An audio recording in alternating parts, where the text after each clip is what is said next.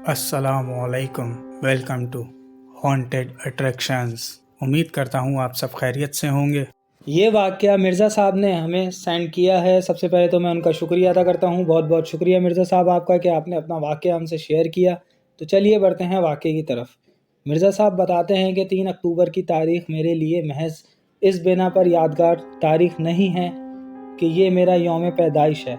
मेरे नज़दीक इसकी अहमियत इसलिए ज़्यादा है कि 3 अक्टूबर 1945 को मैंने पाकिस्तान जैसी पाक सरज़मीन पर कदम रखा और यहाँ आने के चंद रोज़ बाद ही मेरे साथ जो हैरत अंगेज़ वाक़या पेश आया था उसे मैं कभी नहीं भूल सकता।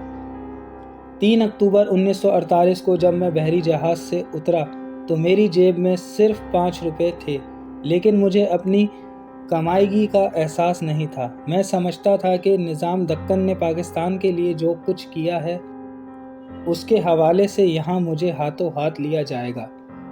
लेकिन मैंने इसी ख्याल का इजहार एक मेमन मुसाफिर से किया तो उसने कहा, ये तो ठीक है मिर्ज़ा भाई, पर तेरी जेब में कितना पैसा है? 5 रुपये। अगर कराची में तेरे को कोई लेने ना आवे तो सीधा बंदर रोड चले जाना, उधर दी पार्क होटल है, तेरे को रहने को आसानी हो जाएगा। जाहिर है मुझे लेने कौन आने वाला था, तो मैंने मेमन मुसाफिर की बात मान ली और तुर्रम पे बैठ के होटल दी पार्क पहुंच गया। काउंटर पे जो साहब बैठे थे उन्होंने कहा, इस होटल में कमरा वमरा नहीं मिलता, खाली चारपाई बिस्तरा मिलता है, 1 रुपया रोज़ पर। मैंने कहा ठीक है, अपना नाम पता लिखवाओ। और जब उन्हें मालूम हुआ कि मैं हैदराबाद दक्कन से आया हूँ तो उन्होंने मुझसे राज़गारों का पूछा। मैंने उन्हें राज़गारों की कुर्बानियाँ और शहादतों का हाल सुनाया तो वो रो पड़े और कहने लगे, जब तक तुम्हें कोई काम धंधा नहीं मिलता तब तक तुम यहाँ रह सकते हो। यहाँ खाना नहीं मिलता वरना मैं उसका भी बंदोबस्त करवा देता। मैंने उसका शुक्रिया अदा किया, अपना इकलौता सूटकेस चारपाई के नीचे रखा और शहर देखने को निकल पड़ा। इन दिनों दिल्ली होटल में 4 आने का सालन और रोटी मुफ्त मिला करती थी। मैंने 2-4 दिन तो जैसे तैसे गुजार दिए। उसके बाद बात फाकू तक आ गई। मैं सूरत हाल किसी से बयान भी नहीं कर सकता था, इसीलिए मैं सुबह से निकल जाता और चुपचाप होटल घूमता घूमता सदर के कैफ़े जॉर्ज वाले चौक पे आ खड़ा होता कि शायद कोई जान पहचान वाला चेहरा सामने दिखाई दे जाए। मगर इस भरे पूरे शहर में मुझे अपनी जान पहचान का कोई फ़र्द दिखाई न दिया। उस वक्त मेरी उम्र सिर्फ 19 साल थी। जाहिर है कि मेरी जान पहचान के लोग मेरे मोहल्लेदार या क्लास फेलो ही हो सकते थे, जिन्हें मैं हैदराबाद दक्कन शहर ही छोड़ आया था। यहाँ हर फर्द मेरे लिए अजनबी था। फिर भी मैं कोट की जेब में हाथ डाले हर आने जाने वाले को देखता और सोचा करता था कि ये शायद इनमें से कोई हिजरत करके यहाँ आया हो। मगर 4 फाके तक मुझे कोई ऐसा ना मिला।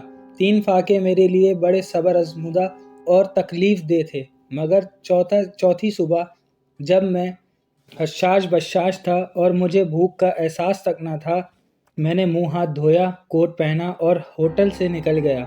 उस दिन मैं हस्बे मामूल कैफ़े जॉर्ज के चौक पे खड़ा था कि इतने में एक साहब मेरे करीब आए और बड़े रौब से हाथ मिलाते हुए मुझसे बोले, अरे भाई मिर्ज़ा साहब, क्या हाल चाल हैं आपके?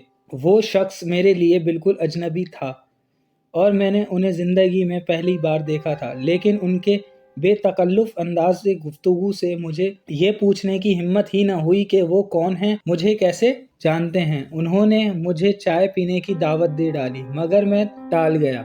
हमारे यहाँ तरबियत दी जाती है कि जब तक कोई 3 या 4 बार खाने पीने की दावत ना दे उससे माजरत कर लेनी चाहिए। मगर जब उन्होंने बहुत इसरार किया तो मुझे उनकी दावत मंजूर करनी ही पड़ी और हम कैफ़े जॉर्ज में चले गए। और जब वेटर ऑर्डर लेने आया तो उन्होंने अपने पेट पे हाथ फेरते हुए कहा, यार कुछ भूख सी महसूस हो रही है, ऐसा करो कुछ खाने के लिए ले आओ। इतने में वेटर बोला, हमारे यहाँ खाना नहीं होता साहब, सिर्फ ऑमलेट और टोस्ट वगैरह मिल सकते हैं, तो फिर टोस्ट और ऑमलेट ही ले आओ, उन्होंने कहा। और फिर मेरे साथ इधर उधर की बातें करने लगे। थोड़ी देर बाद वेटर टोस्ट और ऑमलेट ले आया।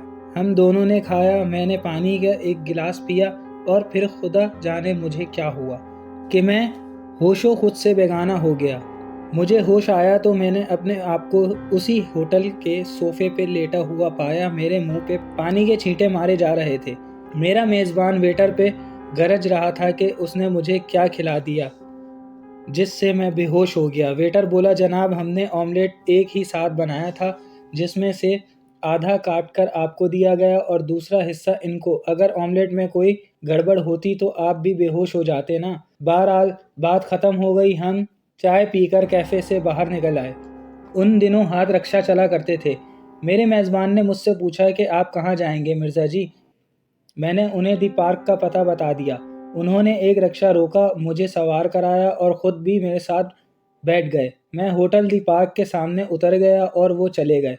मैं होटल में आया और कोट लटका के अपनी चारपाई पे सो गया। जब मेरी आँख खुली तो मेरे आगे पीछे सब लोग सो रहे थे। मैं फिर सो गया। दूसरी सुबह मैं उठा, कोट पहना और हस्बे मामूल चुपचाप होटल से खिसकने लगा। हरचंद जी, होटल के मालिक सूरती सेठ ने मुझसे पैसों का कभी तकाजा नहीं किया था, मगर मुझे उनका सामना करते हुए शर्मिंदगी महसूस हो रही थी। इसलिए मैं सुबह सवेरे निकल जाया करता था। जीना उतरते हुए मैंने कोट की जेब में हाथ डाला तो मेरी उंगलियां कुछ कागज़ों से टकराईं। मैंने जल्दी से कागज़ निकाले तो ये देखकर दंग रह गया कि वो 100 के 3 खरे नोट थे। नोट देखकर मेरा दिल धक धक करने लगा। अगर रात को मेरी जेब से कोई ये नोट निकाल लेता। फौरी तौर पर मुझे ये ख्याल बिल्कुल ना आया कि ये नोट आए कहाँ से। फिर मैंने ये सोचा कि शायद अम्मी ने ये नोट कोट के अंदर सी दिए होंगे। जेब में डालने से सिलाई उधड़ गई होगी और ये नोट निकल आए होंगे। इसीलिए मैंने जेब उलट कर देखी, मगर वो तो सही सलामत थी। ये नोट फिर मेरी जेब में कहाँ से आए? मेरा जहन बार बार इस सवाल की तकरार कर रहा था। मैंने नोटों को गौर से देखा। वो ब्रिटिश गवर्नमेंट के जारी करदा नोट थे, मगर उन पे हुकूमत पाकिस्तान की मोहर लगी हुई थी। जाहिर है कि ये नोट यहीं कहीं किसी ने मेरी जेब में डाले होंगे, पर वो कौन हो सकता है? मैंने सोचा, मगर मेरी समझ में कुछ न आया। होटल में सभी मुसाफिर थे। इस बात का ज़्यादा इम्कान था कि कोट की जेब में रखी हुई चीज़ें गायब हो जाती थी, क्योंकि वो वक्त ही ऐसा था। नया मुल्क था और हर एक की ज़रूरियात बहुत थी। तो फिर ऐसे वक्त में कौन मेरी मदद के लिए मेरी जेब में नोट रख सकता है? कहीं ये जाली नोट तो नहीं है? इसी एहसास से मेरा दिल कांप उठा।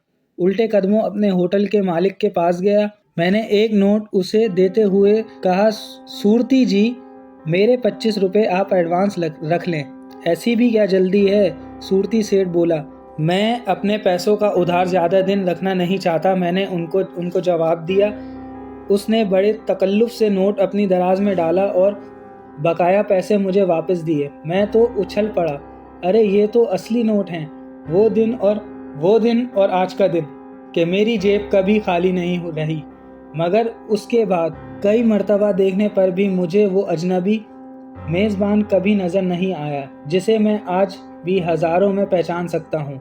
न जाने वो अजनबी मेज़बान जिसने मुझे फाकों के दौर में खाना खिलाया, जो मुझे मेरे नाम से जानता था, वो कोई नेक जिन था या कोई फरिश्ता जो शायद मेरी गैबी मदद के लिए आया था।